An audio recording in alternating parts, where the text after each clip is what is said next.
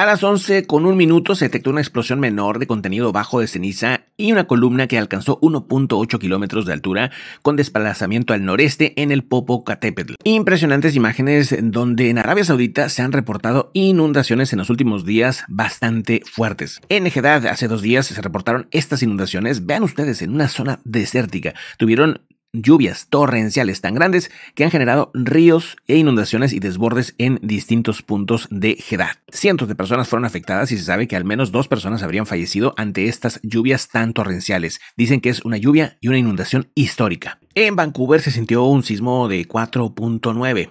Esto fue el día 25 de noviembre, el día de ayer, donde se habría sentido en diferentes zonas de la región, sin que causara daños. Ojo con este tema. Bélgica se ha comprometido por escrito para respaldar a Ucrania para que se convierta en miembro de la Unión Europea, pero también en miembro de la OTAN. El presidente de Ucrania, Volodymyr Zelensky, y el primer ministro belga, Alexander De Croo, han firmado el día de hoy en Kiev, en la capital de Ucrania, una declaración conjunta de respaldo a la iniciativa ucraniana para convertirse en Estado miembro de la Unión Europea y de la OTAN como medida de protección ante la invasión rusa. Dice: agradezco a Bélgica la declaración conjunta firmada el día de hoy. Este documento certifica el apoyo de Bélgica a nuestro movimiento hacia el ingreso pleno de la Unión Europea y la OTAN. Esto manifestado también por el presidente Volodymyr Zelensky. Durante el encuentro, Zelensky y De Croo habrían dicho y discutido temas habituales, por ejemplo, del conflicto entre el tema de las sanciones en Rusia, la ayuda militar y humanitaria a Ucrania, en especial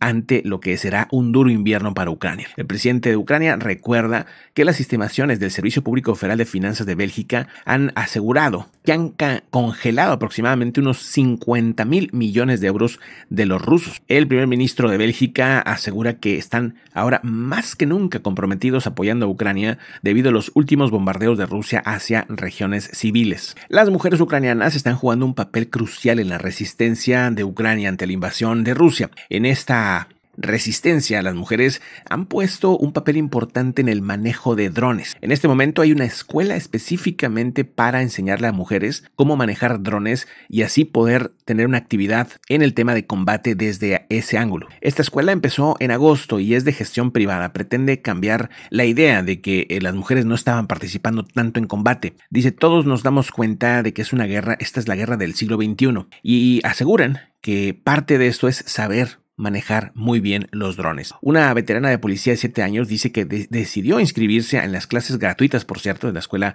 es gratuita, para aprender las nuevas habilidades por si acaso. Los drones que utilizan pueden volar a una velocidad aproximada de unos 80 kilómetros por hora y una altitud aproximada de unos 800 metros. Dice: un buen piloto de drones debe ser virtuoso en el trabajo de mapas.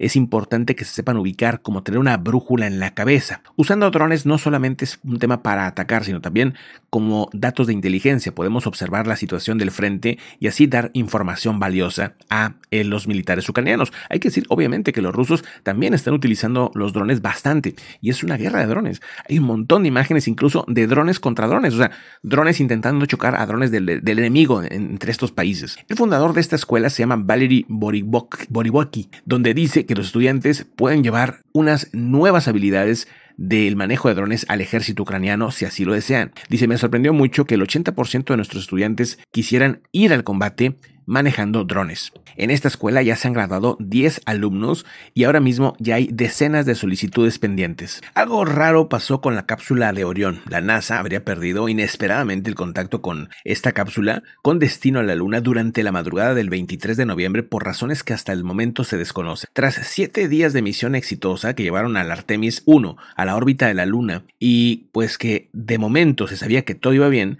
ahora también se supo que durante 47 minutos hubo un silencio del cual no sé qué sucedió. Después, de repente, simplemente se restableció el contacto. Dice: la reconfiguración se ha llevado a cabo con éxito. Varias veces en los últimos días hemos estado reportando dónde va esta nave. El equipo resolvió el problema con una reconfiguración del lado de la Tierra. Los ingenieros están examinando los datos del evento para descubrir qué es lo que sucedió. El oficial de comando y manejo de datos descargará los datos registrados a bordo de Orión durante la irrupción para descubrir qué sucedió. El líder supremo de Irán, el ayatolá Ali Jamenei, ha ordenado a las milicias de Irán que castiguen a los alborotadores, dice, y terroristas que a su juicio se encuentran detrás de las protestas que sacuden al país. En un discurso ante cientos de integrantes de esta milicia, Jamenei ha vuelto a señalar a los Estados Unidos como el responsable de la sombra de estas protestas y no quieren reconocer que, bueno, pues su ortodoxia, su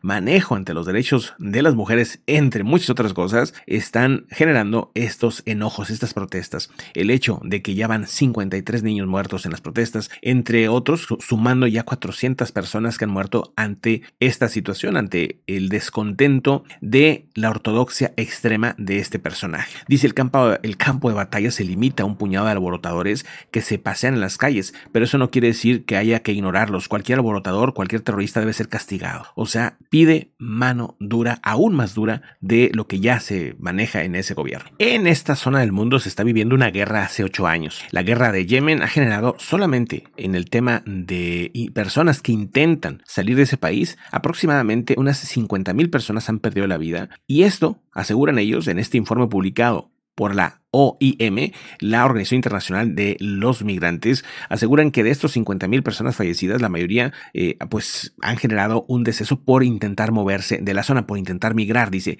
hay 522 muertes documentadas de migrantes que llegaron desde el Cuerno de África y que estos han tenido episodios de violencia donde los han atacado, donde ha sucedido algo que simplemente han perdido la vida. Aseguran que el epicentro del conflicto de ese país, después de que los Houthis lanzaron una ofensiva contra ellos, ha generado que la provincia más importante de reservas de petróleo, por cierto, muchos intereses movidos ahí, haya generado una guerra que ha tenido ya muchísimas miles de víctimas. Dice, los rebeldes controlan la capital y otras zonas del norte, y en el oeste del país el conflicto ha sufrido un recrudecimiento en varios frentes. Aseguran que en Yemen se vive la mayor crisis humanitaria del mundo, un conflicto que casi no aparece en los medios, que casi no se habla del tema, pero que pues es importante y que está generando, por cierto, una hambruna tremenda en esa zona. En Taiwán hubo elecciones y el Partido Nacionalista Chino se ha impuesto con un 10% arriba de lo que es el actual gobierno. En Taipei, las elecciones locales de Taiwán han generado un cambio de gobierno. El candidato del Partido Nacionalista Chino, el KMT, Chiang Wan-ah, se ha impuesto en la capital de Taiwán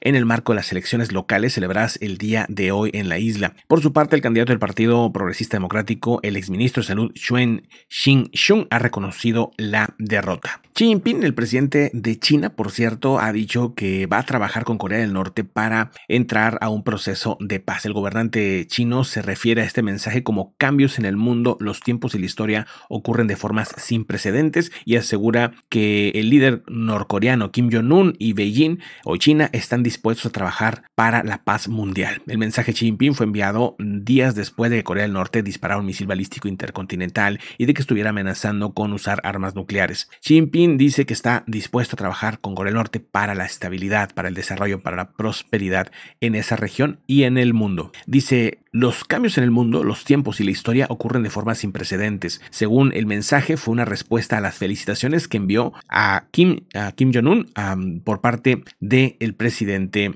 de China. Corea del Norte ha realizado varias pruebas que han puesto de nervios a la zona de Corea del Sur, de Japón y obviamente de los Estados Unidos. El misil que lanzó el 18 de noviembre, sobre todo el nuevo ICBM de Corea del Norte, puso de nervios a Estados Unidos, ya que el ministro de Defensa de Japón dijo que este misil podría llegar a ese país. Científicos examinaron un fósil y encontraron la comida que sería más antigua del mundo. Estos científicos son de Australia, de la Universidad Nacional de Australia, y descubrieron a través de un análisis de un fósil del periodo ediacárico los hábitos alimenticios de animales que estarían viviendo hace 550 millones de años. Los fósiles analizados por los investigadores de la ANU fueron hallados en Rusia en el 2018 y el resultado del estudio fue publicado en la revista Current Biology, donde explican que estos animales se alimentaban de bacterias y algas procedentes del fondo marino. Dicha conclusión arroja una nueva visión hacia cómo se vivía por parte de estas especies de babosas que se alimentaban de esta manera. Según Johan Brooks, el coautor de la investigación y profesor de esta universidad australiana, dice que esto representa la evidencia más temprana de alimentos consumidos por animales y que estos fósiles son algunos de los más importantes en la evolución porque es la primera vez que la vida hizo algo en grande, dice.